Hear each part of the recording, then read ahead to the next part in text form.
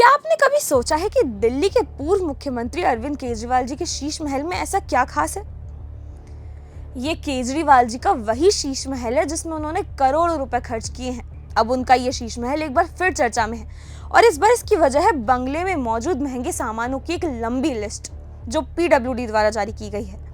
इस आलीशान बंगले में मौजूद वस्तुओं की कीमतें हैरान कर देने वाली हैं। पीडब्ल्यूडी की रिपोर्ट के मुताबिक इस बंगले में सबसे हैरान कर देने वाली चीज है 15 करोड़ का सुपीरियर वाटर सप्लाई और सैनिटरी इंस्टॉलेशन। इस इंस्टॉलेशन में उनका रिमोट कंट्रोल कमोड तक शामिल है। उनकी टॉयलेट सीट ऊपर करने से लेकर पानी की डायरेक्शन तक सब रिमोट ऑपरेटेड है। लेकिन उनकी ये सुविधाएं यहीं खत्म नहीं होती।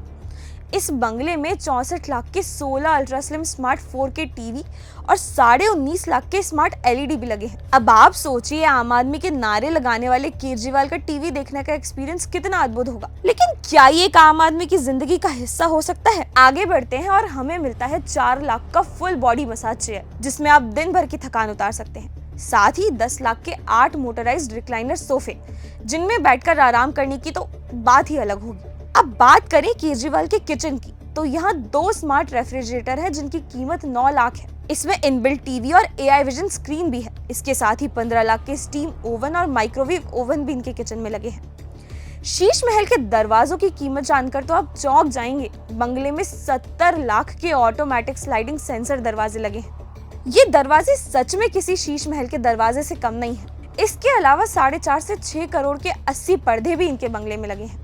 अब आप अंदाजा लगाइए केजरीवाल जी की लाइफस्टाइल का। आपको याद हो तो साल 2013 में यही आम आदमी पार्टी और यही केजरीवाल ने कहा था कि किसी भी नेता की तरह ये ऐशो आराम में नहीं रहेंगे। लेकिन ये तो उन नेताओं से भी 4 कदम आगे निकले। आज यही केजरीवाल एक सरकारी आवास पर महंगे इंटीरियर्स और सुविधाएं करवाकर मजे ले रहे हैं। लेकिन सवाल ये है कि आखिर उन्होंने एक सरकारी आवास पर इतना महंगा सामान क्यों लगाया? क्या वो हमेशा के लिए यहाँ रहने वाले थे? और अगर यही केजरीवाल की साधारण लाइफस्टाइल है तो हर दिल्ली वाले को ये नसीब क्यों नहीं होती? आम लोगों को तो पानी और बिजली तक ढंग से नहीं मिलती और फ्री का वादा करके उन्हें भ्रमित किया जाता है। इस पर आपकी क्या राय है? हमें कमेंट्स में जरूर बताएं।